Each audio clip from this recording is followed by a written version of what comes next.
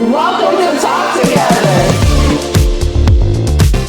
a live stream talk show where the topics are real and the tea is hot. Coming to you live on the LGBT Detroit Broadcast Network. Hosted by Stoen, Sair, and me, Ree. Join us for Talk Together, where the heart of the conversation Meets the pulse of the community.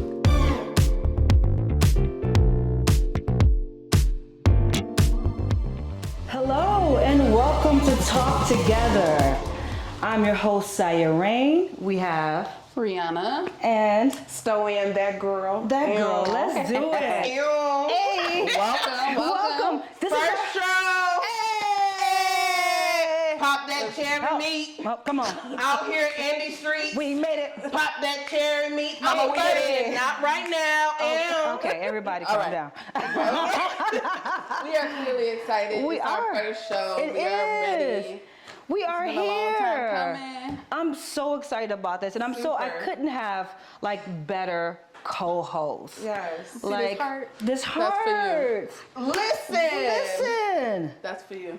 That's for all of the CC. For the season. It's a community, y'all. It's a community here. And can we just shout out representation? This Let's is do like it. the first time Okay. that lesbians, Okay. let's be honest. Let's do it. Across Let's the be board.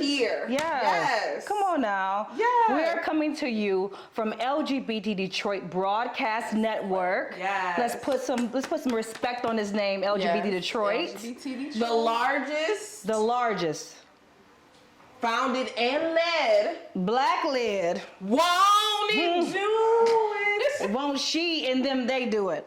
I'm doing all of them. All of them. Everybody. Who is, what's your pronouns? All of them. All Listen. of them. Ancestor. And we're going to get into that too.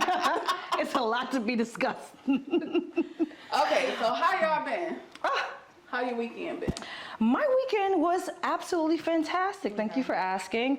I am like learning from you right now because I'm trying to get my garden life together. Come on. I went over Which your part? space. Hoeing? Well, I started doing that quite some years ago. I am partnered and happy. Thank you very Yes. kindly. My whole days are behind me. Yes. I was never a hoe anyway. I was just, But she was getting your was home tending the filled in field. and watered. oh man.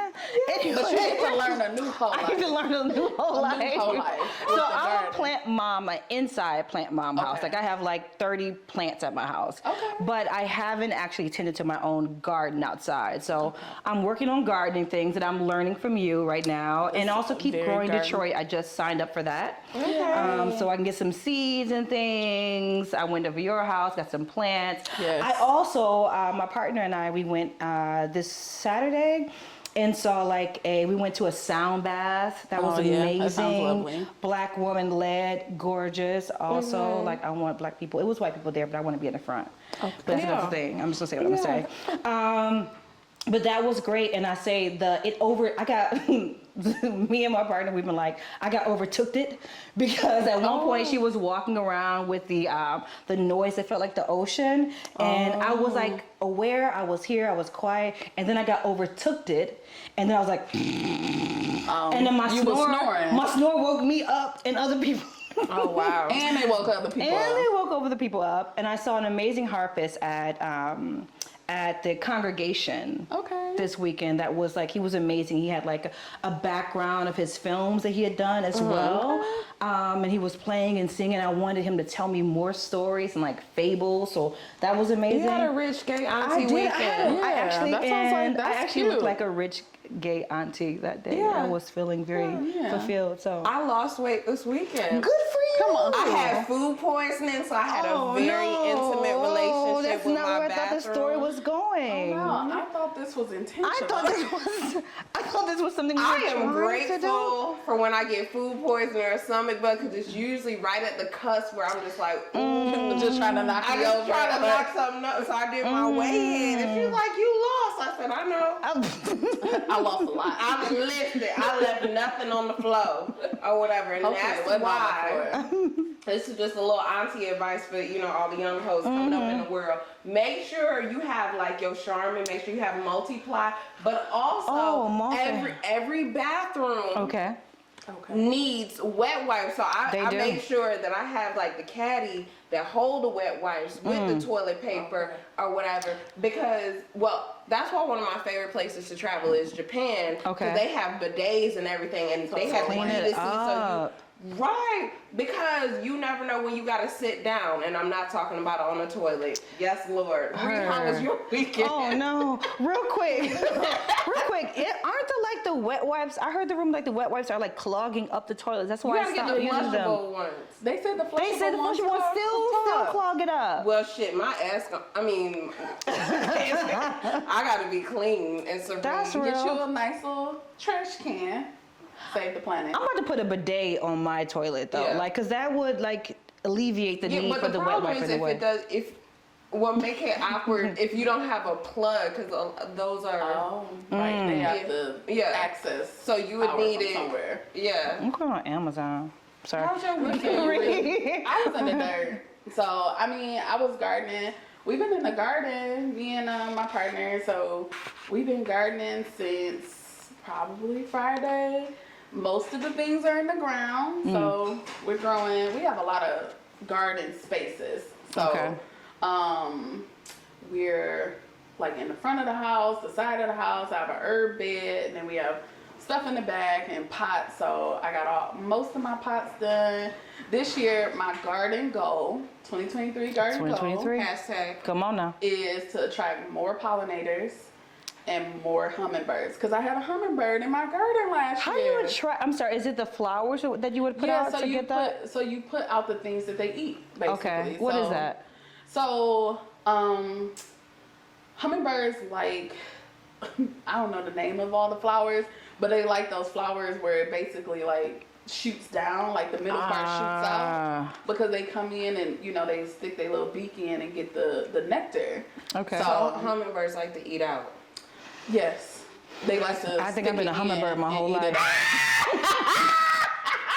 You be buzzing real fast. Biz. So I've been doing that and napping. Hashtag rest life. Rest life. Yes. Okay, listen. Let's get into. First of all, that sounds amazing. Yeah, I'm here for you in your garden. Your garden is gorgeous. Let's talk about our hot topics. Okay. What's hotter than hot? Hotter than the heat of the heat. And it don't get no hotter than Who acting up in these streets? Tell us. Who acting up? Ronnie. Rhonda. Miss DeSantis.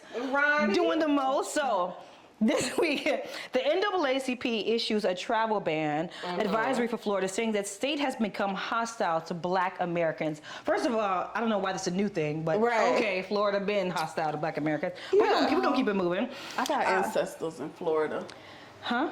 I said I got ancestors in Florida. I got immigrants I know that floated over there. That's what they do. That's not okay.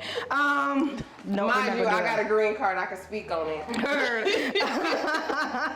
Speak on the boat. The NAACP issued a formal travel advisory on Florida on Saturday in response to what the organization described as Governor Ron DeSantis' aggressive attempts to erase Black history and restrict diversity, equity, and inclusion programs in the Florida schools.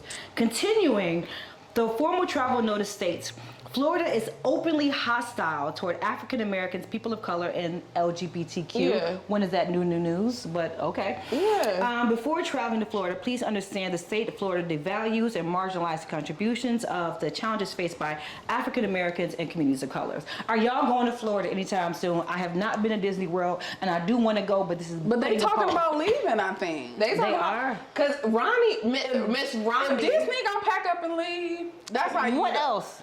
I'm like, Disney. Where y'all going?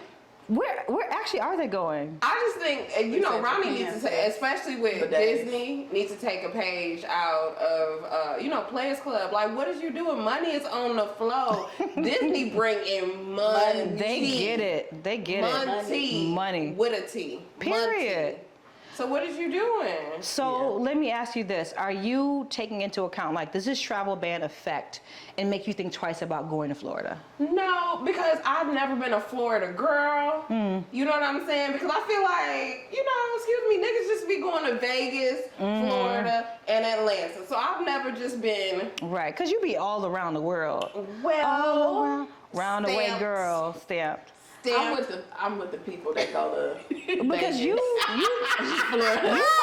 want to live in Florida at some point, right? So that was on the table. Okay. It's a new table now. Okay, the table looks different. The politics is different. Like, what y'all gonna do? Well, in addition to that, they also were trying to do with young girls there. You would have to like put on record when your periods were, and stuff like that. So you was gonna have to record your periods. I did not hear about that. Yeah, that was last year, wasn't it? Yeah, we were talking about that. At gym, you got to record the periods in addition to all of the stuff that they doing. And what would the purpose of that be? Because remember that what they were trying to do with the abortion, they were banning. Okay. So they want to track missed periods and things like that. And especially if you were trying to be in sports, right, or whatever, with a transgender. But this is the thing that is problematic with that, because some people have PCOS and all this other stuff. Right. So some young girls don't have. You're trying to regulate something that you haven't even got them help. Right. You're trying to regulate something, and women don't even have that regulated. There's no way to regulate it. Like, everybody's cycle, everybody's situation is different. Yeah, period. And there's a lack of research and a lack of knowledge around female reproductive health. And so there's a lot of policing of female reproductive systems, but not a lot of research and support and systems that help us to regulate our own bodies and hormones. But isn't the whole point is that they don't actually give a damn? They don't care. Like, this is it's really interesting. Florida turns to the Handmaid's Tale. Like, that's Florida. I'm like, so I'm really curious about what it looks like for the people that live there, because I know lots of Black people. I know lots of LGBT folks that live in Florida. I'm like, what does it look like right now, and what does resistance look like? Yeah. Because there are people that are there, and I know people are like, everybody need to pack up and leave, but that's not privilege. Yeah, that's not an option Absolutely. for everybody. So like, how is this actually impacting people day to day, and is this giving people who are like far extremists the like green light to act a fool? And then also, because if I'm an Asian person right now, because in Florida, you can, they do have Asian studies. They say F you to, no black studies. No black studies and LGBT because studies. Asians have a whole different level of privilege. Latinx, there's no Latinx history or whatever. So, like because Asians have long been held as the model minority or whatever. And what that weight looks like and how that kind of ushers us into this, oppression Olympics, if you will, and then kind of like pits us against each other. So I think it's something, that... So Asians, how y'all resisting? What's up? And how Black Lives Matter. Also, like, I want to know that is with the Asian community as well, that we are riding.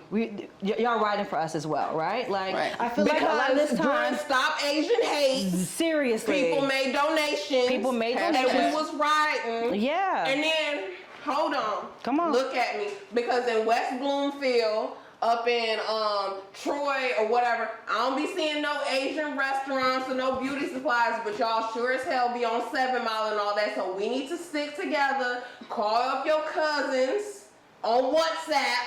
I'll be using it too as an immigrant. Call them up and be like, we hanging in this together. We folding them. They are best customers in all of the hood spots, and if y'all fuck with them, y'all fuck with us. Won't he do it? Yes, he will.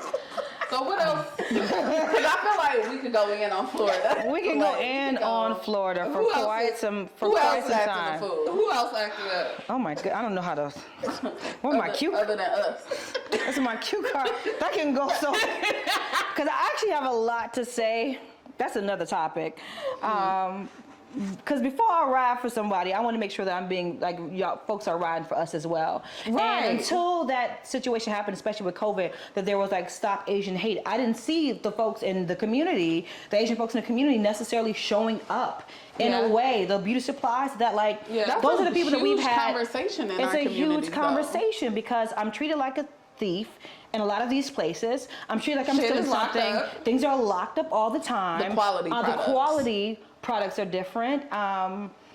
There's a lot to be had. I think there is an opportunity for us to work together, but I'm not here to ride for folks who are not riding for me and my Gas folks. is too high. And that's not a blanket statement to everyone. Yeah. It's just saying that, like, I feel like there's a lot of situations where they are focusing on their own culture, on their own things, and on their own problems they have in the community. And it comes up like it's been a situation, things have come up where they've desired our help, especially during COVID. It's like, hey, help us, show up. But also in the small ways, the micro ways, and the ways we exist to being black in America, just going to my beauty supply, going to these stores, going to these restaurants, I have not seen that. Yeah. I have not seen that at all. So it's then that's a whole conversation. It is. And maybe I don't know, this becomes one of our main topics. Yeah. But maybe this is a conversation too about how people capitalize on like Black history, like absolutely Black people's liberation work, because our folks been doing liberation work affirmative for a long action. Time. Yeah, like beyond that, we just been in the trenches of like building social movements, and so there's some wisdom and knowledge to be tapped on, and it's like don't just capitalize on that. Don't capitalize on our pain, but like show up for us. You know, regardless, and I feel like Black people, we show up for everybody. We always making space for everybody. I want to be clear on Black Americans, right? Because it's Black Americans, because that's how POC even came about. Like now it's POC, but really it was Black Americans, the civil rights movement saying, hey, this is what we need. This is what was going on. So we made the changes, and now folks are not just, I'm speaking about. It ain't COVID. No. I'm going to go on to the next topic. Who else is acting up? It is allergy season. There's a lot of pollination happening. Where are the hummingbirds? Right here. Okay, that's a move. Oh, honey, I've been gaying for years. Okay, I'm sorry. Adidas faces backlash. An Adidas swimsuit advertising campaign for Pride Month is stirring controversy, okay? The ad post on the apparel company website features a male-presenting model sporting the brand Pride swimsuit. A colorful geometric pattern one piece. Basically, it's a celebration of the LGBT community. This is the thing that's happening, is that we have a couple of male-presenting people on the website wearing women's swimwear. Which is labeled. It was just one of them. Oh, why did you say it was two? I'm sorry. It's two men. Okay. Modeling it, but they're only modeling one swimsuit. Okay. Yeah, it's only one swimsuit. Because I was looking, because you know I be watching SVU, so I be doing my research. All you do is watch SVU. I'm so tired of you. Okay, so go ahead. Just the other swimsuits or whatever are female body presenting, and the same swimsuit that the male body presentation is presenting.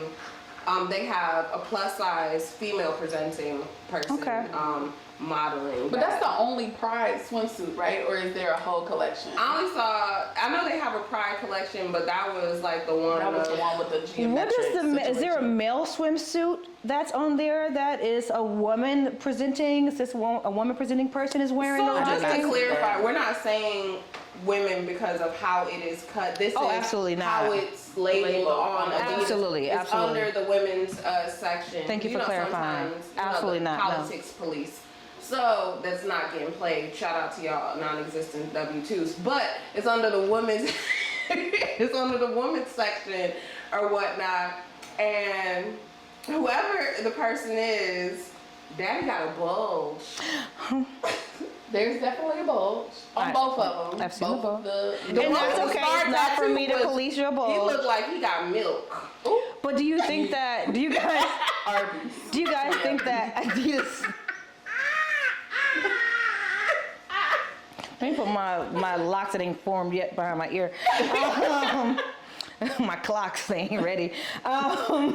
Do you think that Adidas should be facing backlash about having male presenting people in these women's swimsuits? Like, is that a thing that bothers you? That gives you pause? The setup. It was the setup. If they had labeled it as Pride, don't steal this, Adidas, Pride swimwear or whatever, uniting all body shapes or whatever, because it could have been a unisex moment. They gonna take it. Unisex moment where it's just like, check the website, show up in your authentic self, and then have the swimsuit on different types of bodies. Different types of bodies, so it could have been a male presenting, someone bigger, someone taller, whatever. Absolutely. find your you. You know what I mean? I feel like Adidas is taking all of this right now, right? Yeah. Listen, like give us respect on LGBT Detroit. Don't play with us, Adidas. Just write No, the check don't say that. Get the money. No, hold on, pause. You can write the check to Sally Mae so that hoe get off my back. It don't matter. It's coming this way. So I feel like what they tried to do but failed was to be like the Savage Fenty, to be like the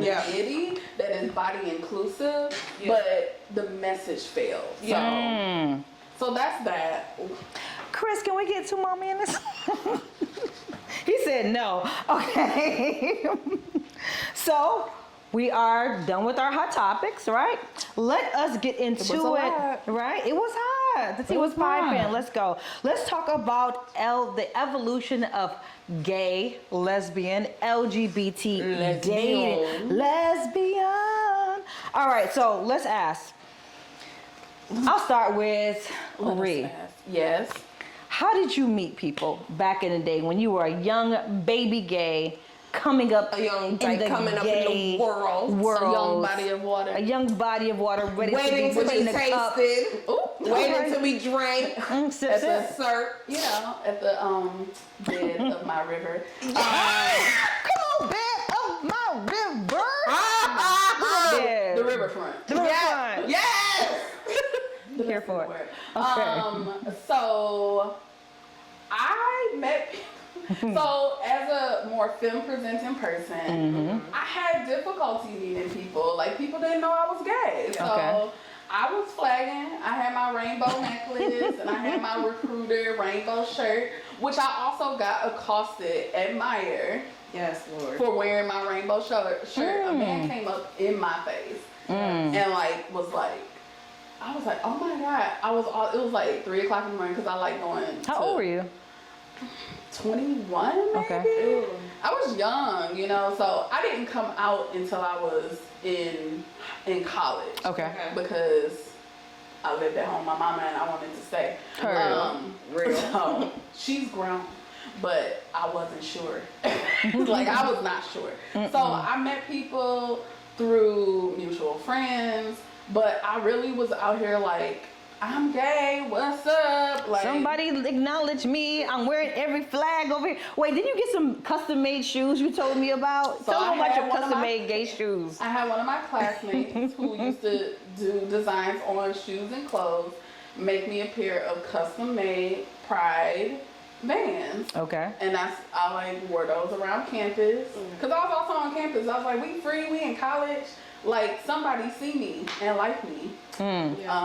So I can be my gay self. Yes. So that's how I met the girls. And did you actually meet women who like showed up for you with wearing those like colors and flags and everything? Not like, really. No. I usually met somebody through somebody. I think my first actual girlfriend I did, because she worked at Wayne State, but that was a mistake. It always is. Please. That's why they don't hurt. It always is. It's a lesson. It's a lesson. It's a lesson. It's a lesson. What about That's you? a whole other story. Hiding from her behind bands. So I had the same experience as Ree, being a bottom that tops from the bottom but presents in more feminine ways. I feel like I'm a top in drag. I'm not about to do this with you, so. But this is how I identify. Okay. Right. Where y'all identity police at? Police her.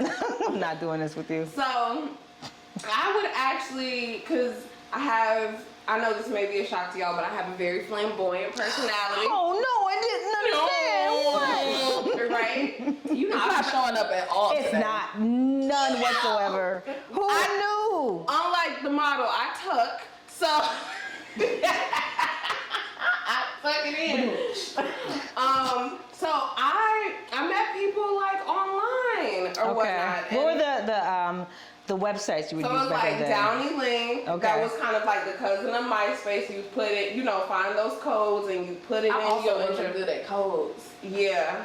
I was bad. And this is before YouTube University, so you really had to be good at this. So, have somebody do your stuff or give someone your password, change it, then change it back or whatever. But it was really, really hard because people just kind of, the phrase is fag hag. So like, a straight girl who kind of just like stays around gay boys or whatever, and it was just like, no, I'm the gay boy that people come around.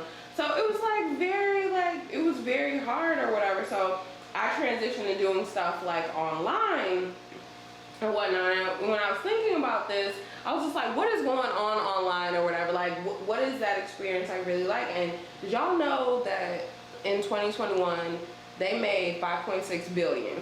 Now, considering Tinder, who made 5.6? The dating app. Oh, okay. Online dating. Like, and considering the number one is Tinder, and they have a free version. Advertising. So like they make that much revenue, and then there's like about 321 million people on online apps, and because of people in different places having small dating pools, social anomaly, right? Because of people having small dating pools or whatever, like 55% of adult LGBT say that they go online to like meet people or whatnot. And it's really been helpful because if you have your non-negotiables, I don't want you to smoke, I don't want to have kids, I'm only dating Pisces this season, blah blah blah, and all this other stuff.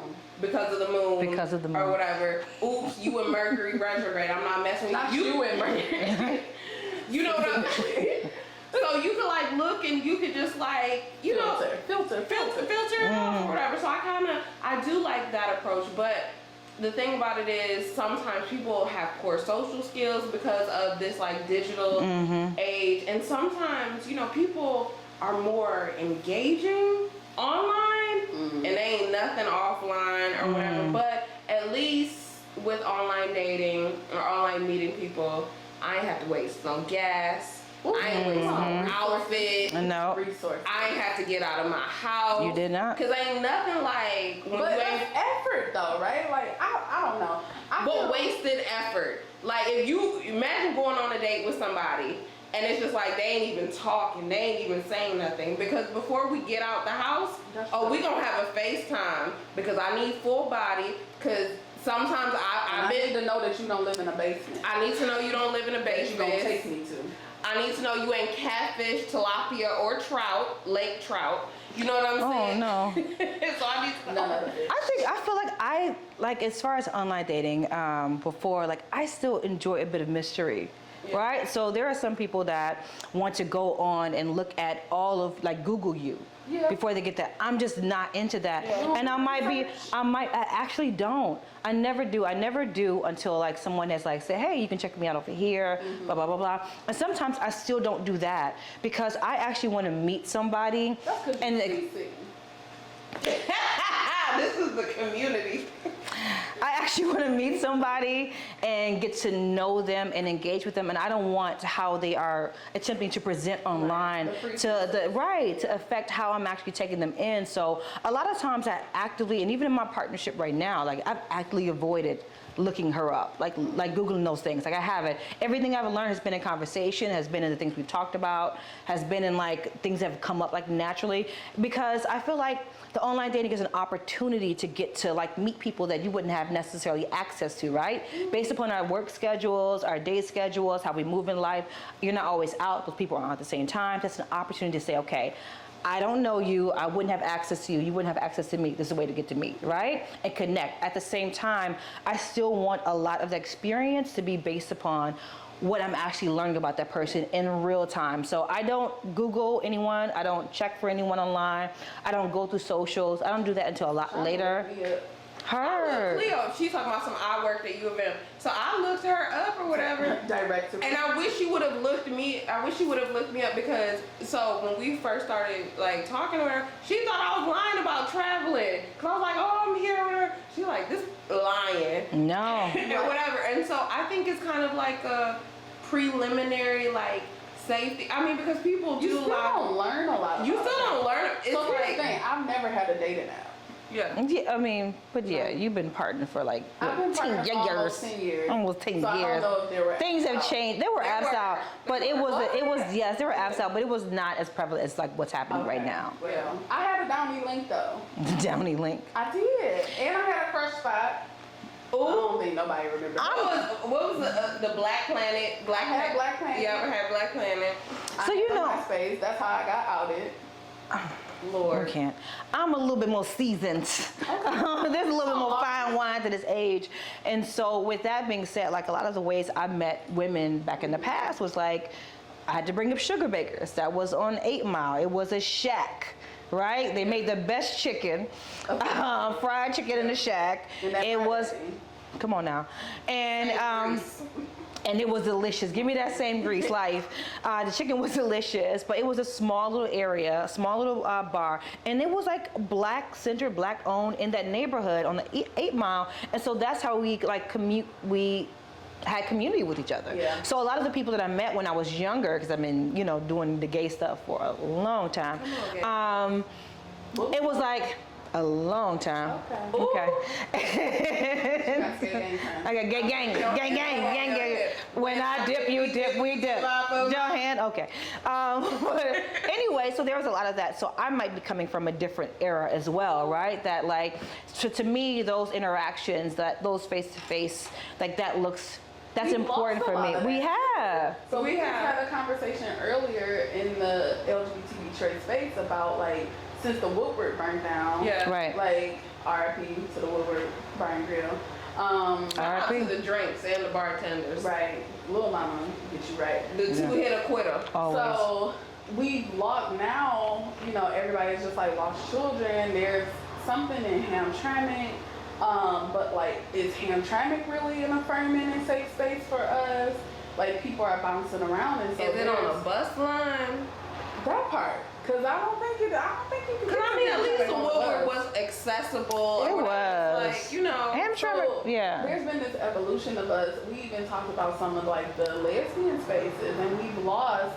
Like, you know, Pandora's Box, Club Pink, we lost a lot of the physical. I remember the Palladium back in the day. Come on, Palladium Back in the day. I was a young baby gay out here with the fake ID. I didn't even have to do the ID. You know, when you got the folks, you'd be like, all right, you cute now. I'm like, I was like this, shorted my way in. Part of the reason I was doing the online stuff, my college situation was in West Michigan, and it wasn't that many like diverse, like it wasn't that many black people there or whatever, black out, black whatever. So I had to deal with closet queens, and the clubs that they had were more like white gay clubs or whatnot. So I didn't necessarily have the opportunity, the gay club experience right. that y'all had here or whatever, and I think that was part of the reason y'all saying that jogged it for me. That was part of the reason I did go online or whatever, and I had like a full like experience. Cause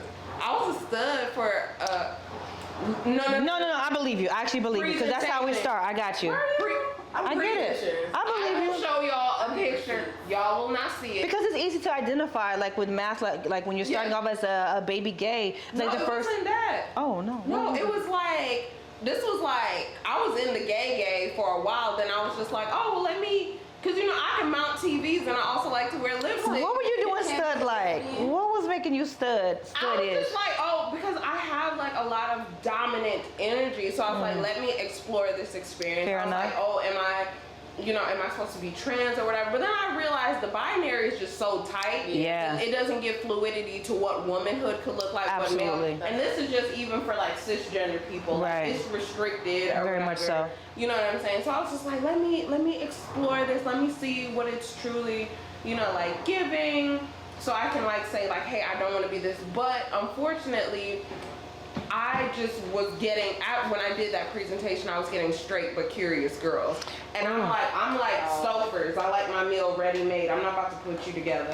I experienced, especially. I'm sorry, like just to piggyback off that for a quick second. I definitely experienced is because I've always come into this game like masculine of center, and I've only ladied up more in life. Like come on, lady up. I'm a bitch. I'm a bitch too. Like treat me like one. Also, I will put up your TV and anyway. Handy dandy dyke. Quit playing with me. But also, like, I felt like that resonated with me because, and maybe that's what I brought up in my own story, is that it's like there were no models for what I felt like, right? Yeah. There were no models for how I felt like I needed to present being a woman who was attracted to women. So I always and automatically, especially growing up with a bunch of all male family, right? Same here. It was very easy for me to present in a male-centered way, right? So I had D'Angelo braids, okay? Like I had them cornrows. I had my tank top. I had that. But even then, I still own. I got you, sis. I also still own like some of my femininity. I was never trying to be somebody's man, but it was definitely more masculine presenting. And what I attracted during that time was a lot of like, I feel like especially in Detroit, there's a lot of like undercover women who want to dig in. They want to be gay for me, but they don't want to be gay in public, you know? And I just was never here for it because it was never interesting to me. I know especially in like society, they always like talk about you making people gay. I'm like, girl, if I gotta try to make you into anything, I got no interest. I have zero interest. If you ain't trying to do this, I got. Thing, yeah, I'm not saying it's an actual thing, but what I will say is people definitely. I have met gay women who are strictly attracted to straight women. Like I have met gay men who want to turn on, dig in with a gay guy. A straight guy. Radar. So like that seems predatory. I agree as well. I'm not into it. Right. I'm not into it. So like for me, even meeting the women who wanted to be like on the down low, but they wanted me in all the spaces then. But like I'm just. I'm a leaver. Absolutely not. I just would, cut it. Wasn't here for it. So women wanted me to be like their introduction. Yeah. I wasn't interested in. No. I recognized that somebody had to be my intro. Heard. Right. Like somebody had to be my first, but I'm also not a person that's like. I feel like a lot of people, because I'm somebody that's more passable and someone who like. It's just like, oh, you're palatable. Yeah. Like, I'm very, chill, whatever. For whatever reason, I've had multiple women who've, been like, oh, well, we can do this, and then you could be, it could just be discreet. And I'm like, but is this really what you are interested in? So. Absolutely. So, yeah. It's been a lot. Well, we didn't get to all the things we wanted to talk about with the evolution of LGBT dating, and we can actually add so much. We're gonna be coming back with so much conversation in this show overall that I'm really excited about. So we're gonna finish all the topics eventually.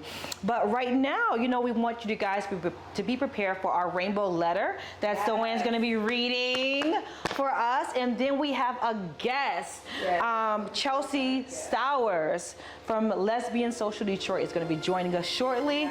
So tune in, watch commercials, and we'll be back in a moment.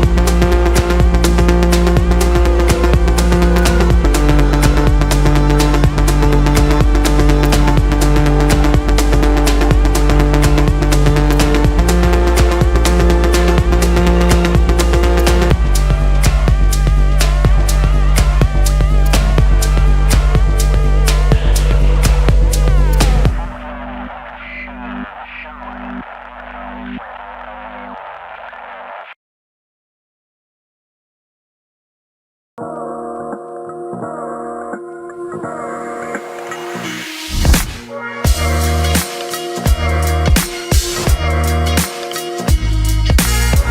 that is what I love about Hotter Than July. I mean, it's, you know, a gay family picnic with shade, drama, but there is beauty in it because as a community, we can put our burdens down together. We live in a country where it says justice for all. We cannot have justice for all until we have justice despite our race, our sex, and our socioeconomic backup. Until there is equal access to the courts for everyone, there could be no justice for everyone. Beautiful images in the hallway. Like, those, I love capturing like the beauty. I could sit and tell you like, it's the beauty of our skin and all of that is good, but it's like, also vulnerability is power. Because I'm made in his image. And if God called me to do that, everybody say God's going to supply my needs. Give and it shall be what? Given unto you. As you know, we are celebrating 27 years of Hotter Than July. This year's theme was the evolution. We had a lot of changes, a lot of growth over the years, and so we had our first Hotter Than July concert last night. He started us off at Palmer Park, and now we are here at Soundboard at the Motor City Casino. So again, how hot is it? One more time, how hot is it?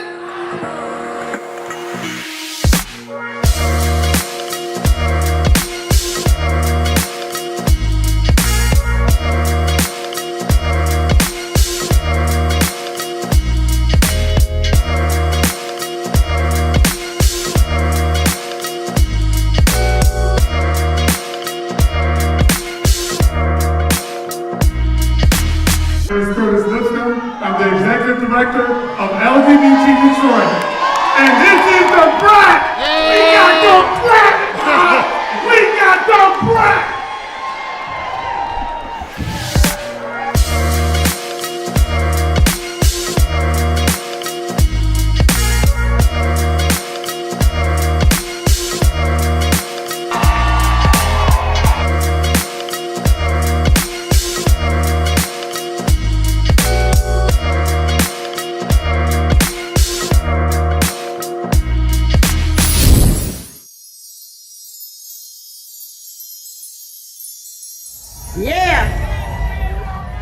Word up. Word up. Word up. For real though. DJ.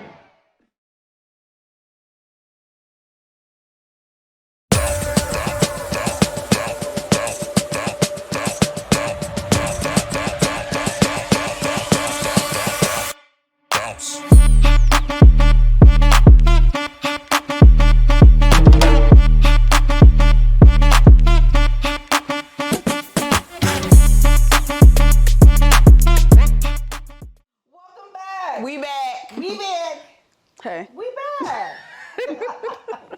Yes, Lord. I love y'all. Welcome back to Talk Together. Hope y'all checked out what we were doing for our commercials. Meaning that like LGBT Detroit, checking out for Hotter Than July, all of our events that are coming together. Like Come to the Big Frida concert. It's a lot of places to be gay, and for y'all hosts who don't want to meet nobody online, this is in person. You know what? Pride is hunting season, so come out here and see the cattle.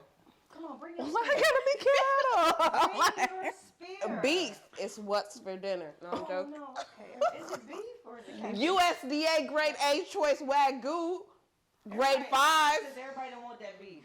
Grade 5. I'm not here for a Some vegan. people have beef curtains. Ooh.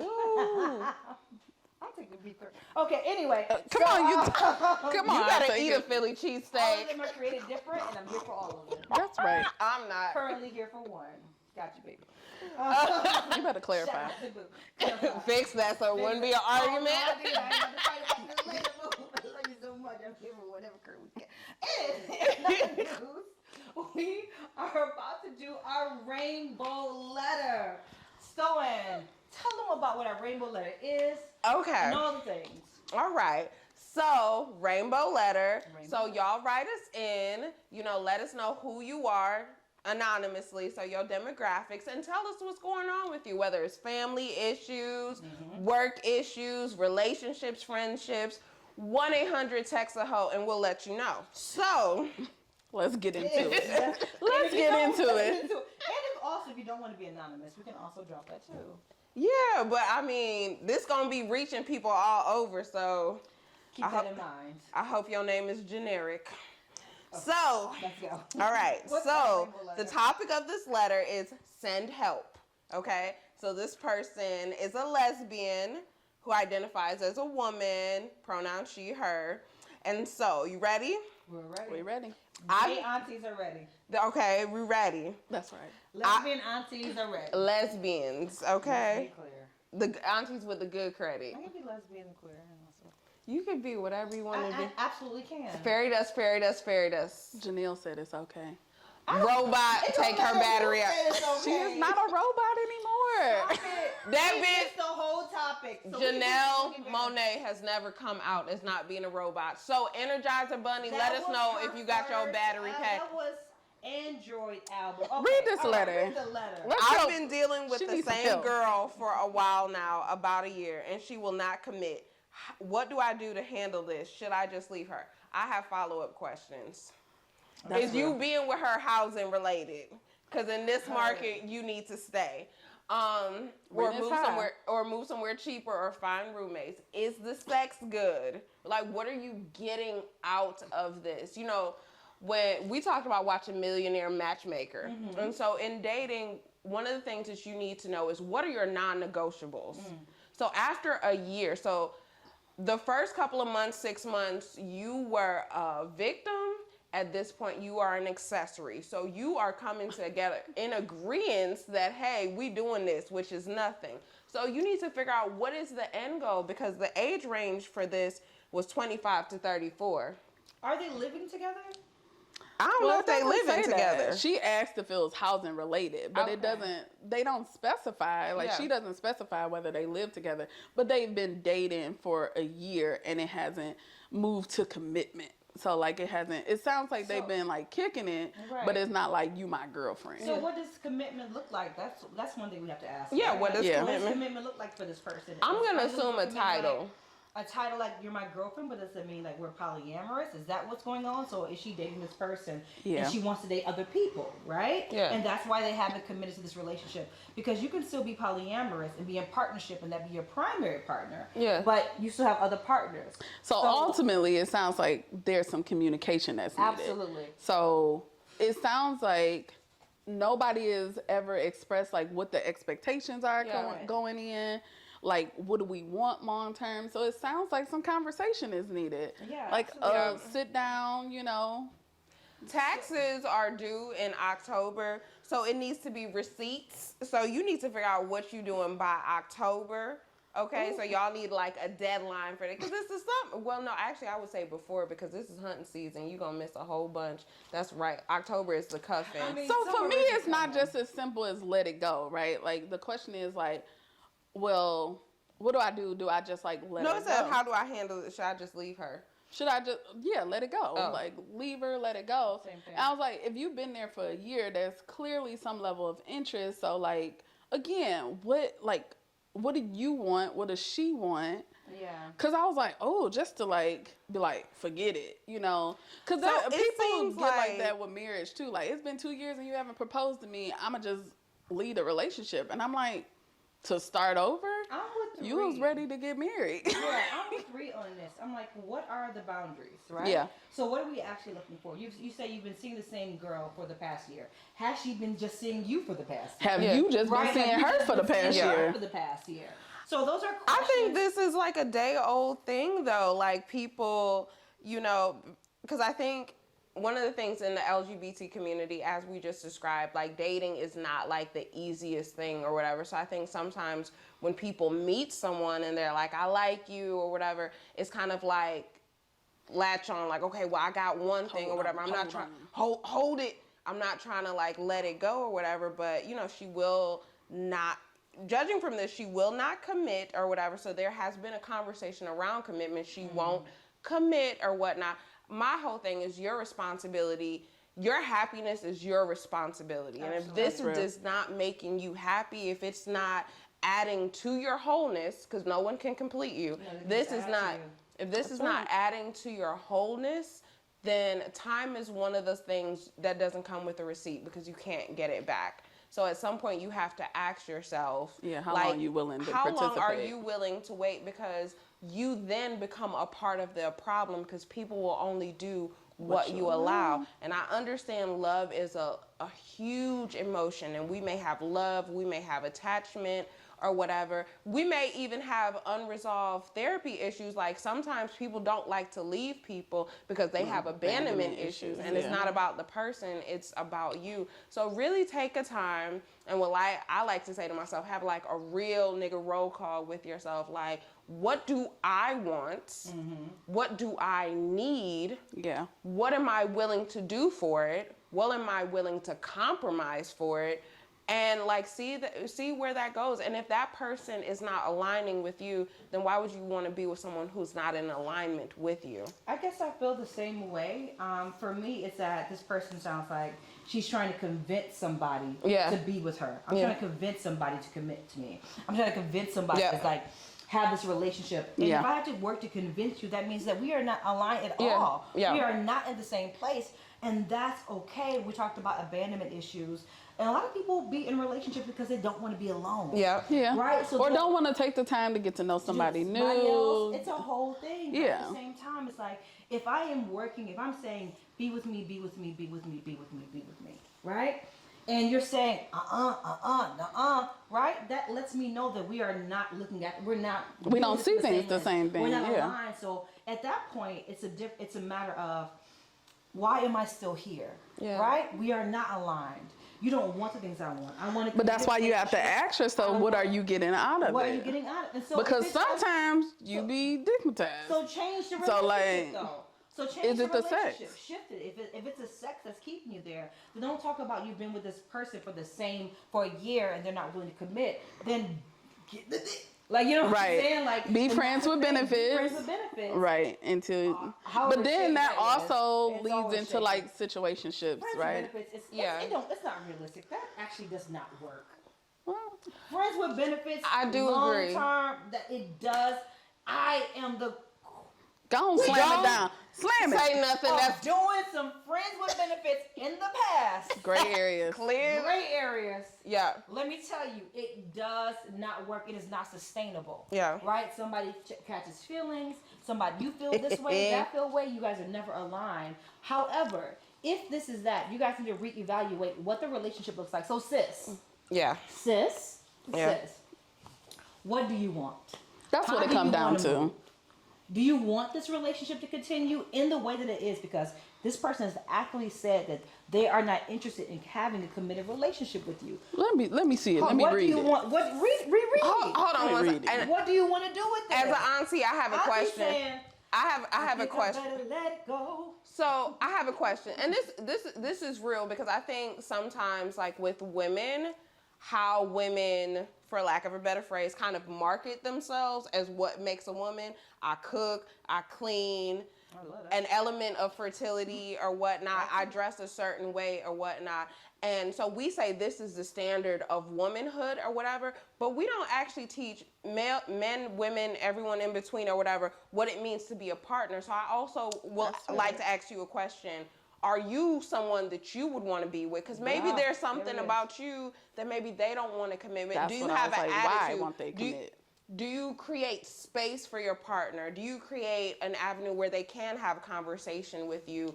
Are you able to hear, receive, and return? Are you able to save space for them? Are you able to meet their needs? What are their needs? What are their love languages? Do you violate their love with your own sense of understanding because you're doing what you see as being love, but not how they receive and perceive love? I think all of that is like, wholly important. So who are you? What are you willing to offer? Why aren't they committing or whatever? And just really have a conversation with you, because honestly, you may just need to sit by a river, not that type of river, but sit by a river. I'm not giving out invitations. To piggyback off that though, what is this other person that's there? Like, if they are in a relationship with somebody who they are unwilling to commit to, they don't want to. Why are they there? They have actively said, I will not commit to this relationship. Where is that person? This person is giving you all the cues that you need, right? If you are looking for something, they're saying, because I have been in relationships or situationships. Yes, or friendships. Other, thank you, baby family. Yes. That I have been like, I won't be with you, but I'm enjoying my time together. Right? Yeah. Like, I'm enjoying the time that we spend. I'm enjoying what we do. I'm enjoying the relationship and like having fun with you. But I don't consider you to be a full Relationship partner. material. However, I have always been very transparent that if this is not a partnership, I'm not going to hold you on to the end of my line. So and, like, again, it pretend comes like back it's to not- that it's communication. something else. Like all of it comes down to communication. Like, did she say it in the beginning that I'm Right.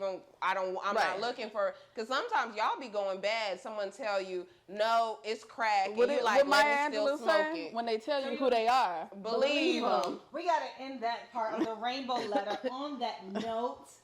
Thank you guys for tuning in. Reed, tell them about our hashtags and everything for the rainbow letter. Yes. So if you would like to submit a rainbow letter to get some advice from your gay aunties, your community aunties, you can do that by going to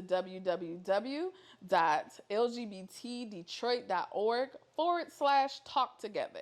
And you'll see the banner where you can submit a rainbow letter. So if you enjoyed this, if you have something to say, if you have comments about the rainbow letter and what sis should do, hashtag Talk Together, hashtag rainbow letter. We want to hear from you. We do want to Tell hear us from about you. your thoughts about the situation. Or if you've been in a situationship. A situationship. Or it you sound- you selling coochie for housing. Let us know. Okay, now Ooh. listen. All right. It sounds like a No, situation. yours is real though. You got to do it. Live a situation. Oh my goodness. Especially if it's rent controlled. Oh. Walk with me. Listen, people be broke up for 5 years. Yes. Anyway, so we're gonna move on, but we definitely send us a letter, comment, what did you think about the rainbow letter? Yes. So next we want to invite our guest speaker. We're so excited. It's our first show and we have a guest speaker. So that's a flex. So that is a flex. So we want to invite Chelsea Sowers. Chelsea is a photographer, an artist, and the founder of Lesbian Social Detroit. Let's welcome Chelsea and congratulate them. First, hey Chelsea, how you doing? First, we want to congratulate you on celebrating 3 years of Lesbian Social Detroit. So, sustaining businesses. Also, let me fix this for you. Be a I ain't gonna do struggle. it like that. Got me. All right. Great. Appreciate it. How you feeling? I'm feeling good. It's like my first interview, so I'm just excited. I love you guys' energy, so Thank you for being here. We're so excited. Welcome to the show. This is our first one. You're our first guest. I appreciate it. You popping our cherry. I love it. Thank you so much for coming. Thank you for being here. Thank you for your grace and patience. Yes, today absolutely. As we work through our show. Let's get into it. Do you want to start? You start, I let's absolutely go ahead. will. So, you are the founder of Lesbian Social Detroit. Yes. We have been to your parties. You haven't been to a party. I'm yet. betrothed. You gotta She go gonna- to she's one. betrothed. You got to, especially for Pride. Like you said, it's hunting Listen, It's hunting season. I'm out the game. I've been out the game for like 10 years. It's always a go to the It's a black girl. This you reporting for come on. duty. That It's the arch in the back for me. There's the arts in the back for me. But I was very interested in coming just to hang out and be a part of the crowd because we don't have that many lesbian hangout spaces. Yeah. So I am betrothed and engaged. I am betrothed. Betrothed. I am betrothed. I am betrothed. we was watching Bridgerton. I've been committed. What's the spin off the Bridgerton? Oh, Charlotte. I am betrothed. I am betrothed. But I'll bring her. So, and we'll hang out. good time. Like, you know, it's definitely, you know, couples, single, you know, poly, like it's for everybody. Okay, you know, cool. you're gonna have a good time. So I know it's kind of like obvious, you know, we didn't have any space, but what's kind of like the inspiration for like saying like, you know what, let me do this like pop-up situation here, there, and bring all of these people together. Like, how did you like get that inspiration? Did you see another city do it? Did you like, I'm just tired of this, you know, it's dry in Detroit. Like, were you single and you ain't had no strawberry letter or no gay auntie, so you said, let me make my own dating space? So I would say in 2017 was when like I first came up with the idea. You know, I've been in the scene since 2008. You know, I would go to Innuendos, Pandora's Box, Pink. And, you know, promoters that, you know, created those spaces, you know, before I started throwing events, they really inspired me. So, you know, you had Crenshaw, you had, you know, M. Diddy, and, you know, I would go to their events and, you know, feel that sense of community. But, you know, something that I wanted to do was more so like, you know, 18 and up, and I wanted to create a space for 21 and up, you know, women in the city, and to be able to party downtown. So I feel like, you know, downtown is beautiful. You know, we should be able to, you know, take up space in downtown. So, you know, I reached out to, you know, one of my promoter mentors, and I said, hey, like, you know, I need your help getting into, you know, a venue down here. He connected me with Exodus. That was my first rooftop event. And, you know, from there, the venue and just, you know, downtown, they noticed that, you know, hey, there's a community and, you know, they like to come out and party. And so from that venue, I was able to connect with different venues in downtown Detroit to host, you know, these different pop-ups. And, you know, as each pop-up happened, you know, it grew. You know, word of mouth is something that, you know, is a great marketing tactic. You know, it doesn't cost you money. It's just, you know, people just, you know, sharing their experience about, you know, the event. And, you know, it just grew from there. And so it's grown into a space, you know, for, you know, lesbians in the community to be able to meet and connect with each other. Yeah, that's beautiful. That is beautiful. So let me ask you this. So what, in maintaining a space like Lesbian Social, what are some of the hiccups that you kind of come across in cultivating this space, creating this space, and kind of maintaining it? I would say wearing so many hats. Like, I do, you know, photography, and with the Lesbian Social page for like some time, I didn't really put my face, you know, with Lesbian Social, and you know, I'm the graphic designer, the social media manager, the logistics coordinator, the VIP host. You getting all the checks, right? All the checks, also all the work, all the work, You know, And none of the sleep. yeah. Exactly. What's the rest? What's the rest? I'm telling you, like, you know, my partner, you know, she'll tell you, like, I talk about Lesbian Social, you know, every day, and I throw run ideas, you know, by her to say, like, you know, what do you think about this idea, or just what do you think about this venue? And so I'm just always thinking of just different ways of how I can, you know, create different spaces for the communities, even outside of the club. Because I know, like, everyone doesn't want to come to the club just to drink or, you know. So I, you know, try to create events to where, okay, if you're single, you just want to come out to something chill to meet someone. You know, I create that space. So it's just, but you know, some of the hiccups, I would say, like I said, just wearing so many hats, and I guess just the way, how fast that, you know, Lesbian Social grew. And so, you know, I wasn't really, you know, expecting just like the response that I get, just being able to work with different corporate partners, just, you know, collaborating with so many different women in the city, and, you know, so many creative women in the city that I still haven't worked with that I want to. And so, you know, that's another thing, just, you know, being able to find, you know, women in the community to, you know, provide this platform for them to, you know, expand and get more exposure. Thank you for working with us. Yeah. And that's what I was curious about too, of like, what has it been like for you? I know that you're wearing all the hats, but like, are people coming in, or like, what has it been like for you to also create a platform for other people, other creatives to do work with you? I would say, like, what I've noticed, you know, a lot of women that do work with me, you know, there's, you know, other promotion groups in the city, and, you know, they take notice to these women creatives, and, you know, they book them on their events, and that's something that I love to see, because I feel like, you know, I've done my job, you know, providing that platform, and just Yeah, so I mean that's that's just my biggest thing. It's just I don't want to make it about me. It's just a platform for women. So that's a very photographer thing to say. Yeah. as a photographer, I'm like, you're like, no, this ain't me. This is what's going on with y'all. Yeah. So like whenever people come with me with ideas or whatever, I'm always just like, hey, how can we collaborate? Like it's not just about money, with me or whatever. There's been times where I don't make $1, but people come out and have a great time, and more people are finding out about lesbian social. That's what means a lot to me. So that's cool. I had a quick follow-up question or whatever. So it's taking me back to my days at Innuendos. I remember. So my question is, I remember going fight. and eat chicken on the pool table. On the pool table. I didn't know they had food. They had food. They had chicken at Innuendos. They had good chicken. I didn't go to Innuendos that often because they only had one entrance and exit. Right. And it was always like that. You said you waited by the door. You like, I'm gonna get mine Somebody first. was always there with a black guy. Parking lot after the Parking lot afterwards. Right. And people getting fighting in the parking lot. Early. Yeah, go ahead. You do. So I remember whether it was Detroit or like San Francisco or whatever, one of my memories of lesbian spaces is feeling as though it wasn't ours, because like finding out, okay, straight girls come into these spaces to like feel safe because toxic masculinity. So when they're in straight clubs, dudes be like, oh, come on, Right. oh, you got a fat, oh, yeah. No, they got a lot of that. I got a fatty. Yeah, No, claim it.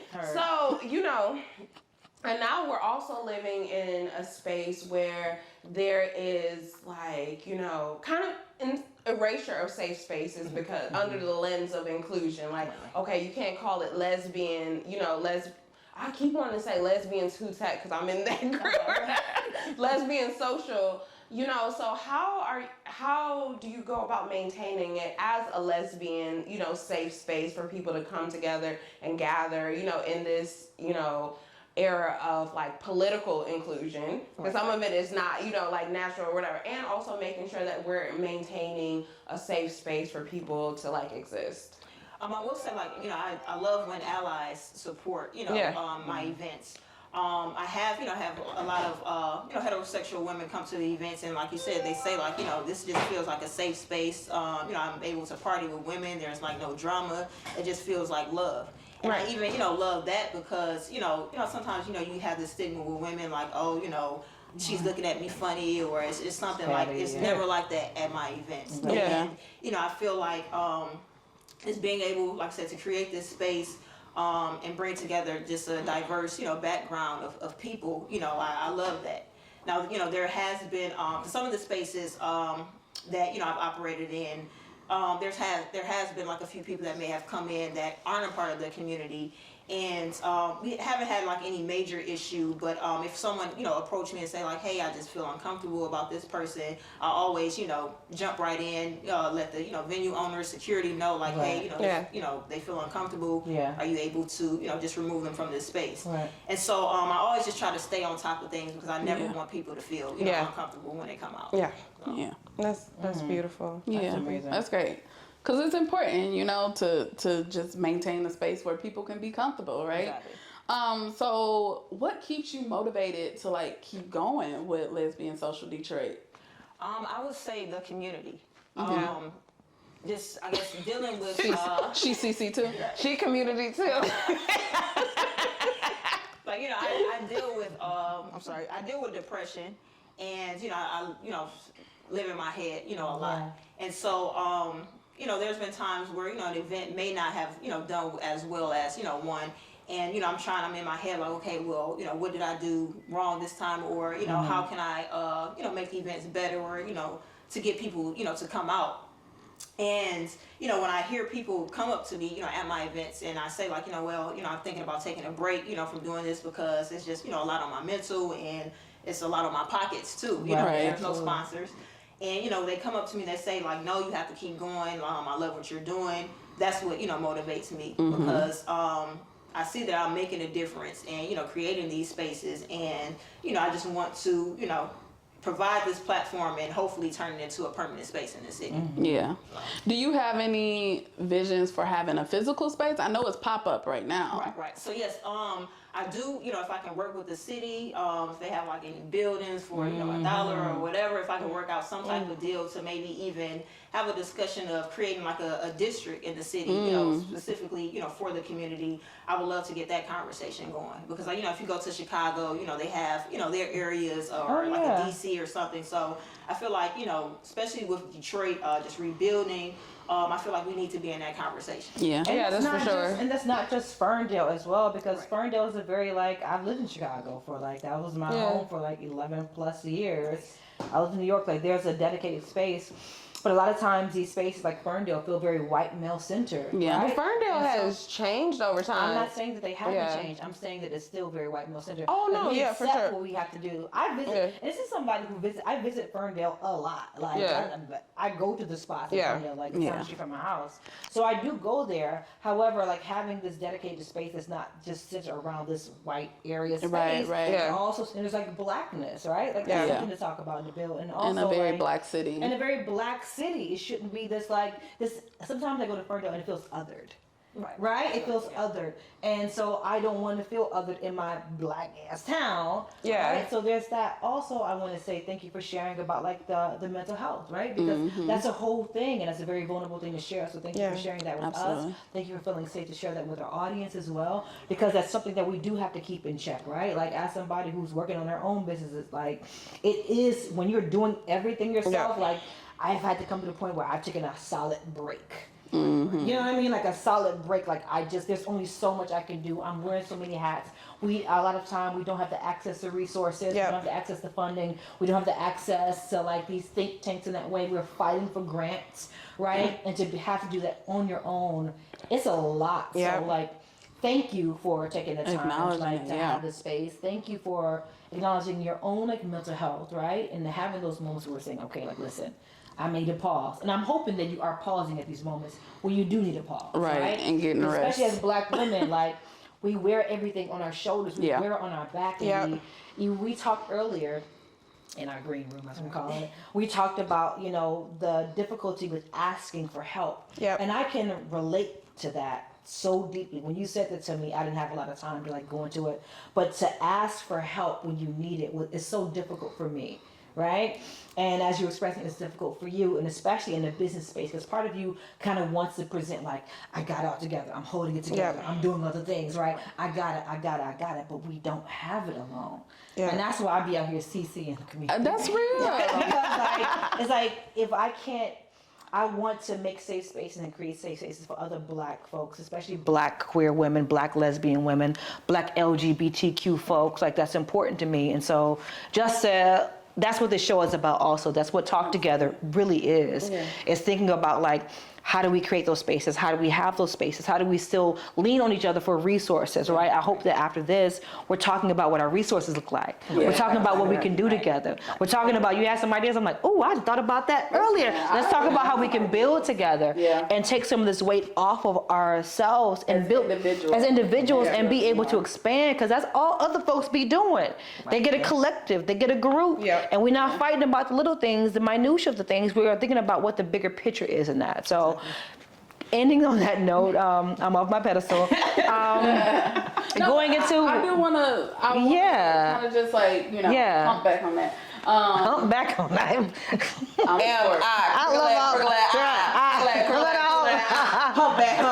back. Because it's always a hand on it. All right, everybody.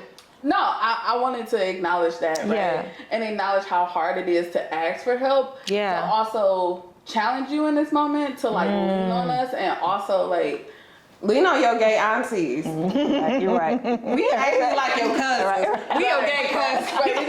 Because you a part of the table too, right? But wait, let's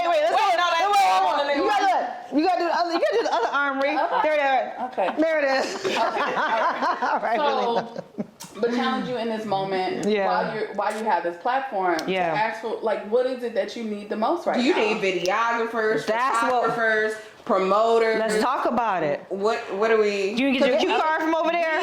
Right now, we need a space, a Black space, and Chelsea has curated a space for us for 3 years. Yeah. So now on Talk Together. Come on now. Chelsea, what do you need? What do you need? What do you need? What are you looking for? What are you looking for? I mean, like you said, like, content creators. Like I said, I'm always looking for, new DJs. Look over, talk to them. Talk to them right there. Talk to the camera. Let them people know. I'm always looking for, new DJs to work with, new, hosts in the city. I will say, like I said, I have no, sponsorships, under my belt.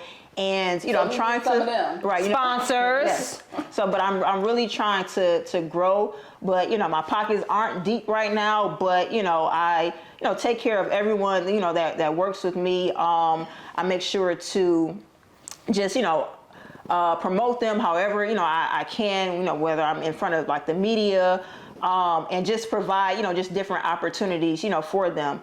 Whenever I go out somewhere, people always say like, oh, wherever you go, Chelsea, you just know somebody. Like, I feel like I'm like I guess I would say like a plug. A connector. In a sense. Right, Yeah, exactly. absolutely. Like, anyone that I know, I feel like I know how to connect it with someone or something that they need. And so I feel like just being able to, help each other, I would just love to, work and just build with, creatives in the city, pretty much. So, and let's talk about. I'm sorry, real quick. Bartering. Yes. Let's get into the bartering of this. Because let's get into the bartering. We only, this is just a gay auntie advice or whatever for anyone coming up in the world or whatever, that, every time you do something, money is not necessarily going to absolutely. But this is a program that has been sustained for 3 years. How many people know that something pop up for one day and it's like it's gone? Right. So Chelsea may not be able through COVID. Through the panty, the panorama, the Pepsi can. Pop it off. I called it pandemic panties, but you know what I'm saying? Being able to like love on somebody in the community. I'm not saying let nobody use y'all. I'm not saying let nobody take advantage of y'all, but it's just like, hey, I could do this, one time for you or whatever. Don't charge, just make sure I eat, make sure I have a drink, make sure I'm good or whatnot. Like that exposure that you get from that. There are so many people in business right now. Like Charlemagne talked about it on his in his book or whatever, Black Privilege. Like he was working on Wendy Williams for free, wasn't getting no money. That man is a millionaire now. Like RuPaul, like there are a lot of people within the community that have worked for free just to get that exposure, just to like learn, just to like work together or whatever, to like level up. And is it really free though? Because it's not necessarily free. It's an exchange. It's an exchange what we're doing. So real quick, I'm sorry, I would say like I'm big on just building relationships. Yeah, there it is. And like I said, it's when I meet people, there are some relations or people that I've known for 15 years. Like I said, my mentor, I've known him since, I was in college, but I just reached out to him, 3 years ago just to ask, for his, his help. And, anytime he needs anything, I'm helping him, whether it's photos, just whenever he calls, like, I'm available, I got you or whatever, because I know at the end of the day, he's going to have, my back. And, with him having my back, he's opened a door for me to, even open up more opportunities for people, in the scene and in the creative community. And, I just want to be able to, help them as well. Okay. So let's, before we get ready to get out of here. I just want to say, like, Zaire, the executive director of LGBT Detroit, would say, stay close. Stay close. Stay close. Stay close. Stay close. You plug your next event for us? Yes. That's what we're about to ask. Yeah. So plug your next event and plug anything else. I know you have the Pride Party that's happening June 10th, 11th. Tell them about everything you want us to know. Okay. So Thursday, June 1st, we're kicking off Sunset Thursdays at the Sandbox Outdoor Bar and Lounge. It's a new venture from DJ Linda Carter, owner of the Locker Room and Mix. And so we're taking over that space all June on Thursdays. We want to just make it just like a lesbian kickback. So just come out, have a good time, connect and meet with women in the city. And then we have our Pride weekend, Friday, my dates are off, June 9th. We're doing a matchmaking event with 22 and D-Dial. We're finding our first contestant. We're going to set her up like blindly with 3 other contestants to see if she'll be able to find love. And so we're all about just connecting singles. On Saturday, June 10th, we're doing a day party at Del Mar. I'm bringing back New Orleans bounce artist BJ So Cold. He came in 2021 at Exodus for a rooftop event, and the women just went absolutely crazy. Just the bounce music, I don't know what it is, but it just, bounce. Don't no words. So I'm bringing him back, for the summer. And then you have the 3rd annual Girls Just Want to Have Fun block party that's going to take place at the Belt / the Skip. This is a free event that, like I said, we're going on our 3rd year. Last year we had over 800 women come out. We're going to have Shell Shock Tacos, providing like some amazing tacos. If you haven't had, their tacos yet, Get the you tacos, have to have them.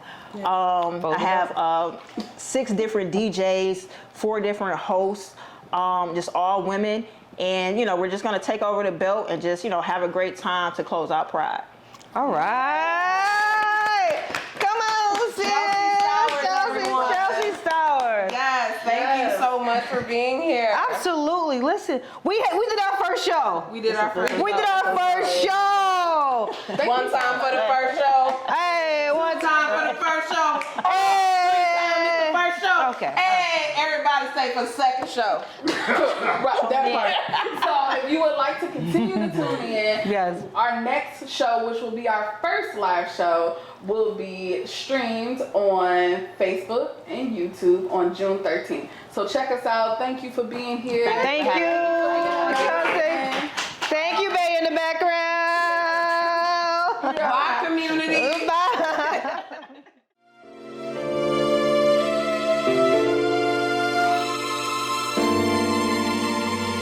Welcome to Talk Togethr, a live stream talk show where the topics are real and the tea is hot. Coming to you live on the LGBT Detroit Broadcast Network. Hosted by Stoen, Sair, and me, Ree. Join us for Talk Togethr, where the heart of the conversation Meets the pulse of the community.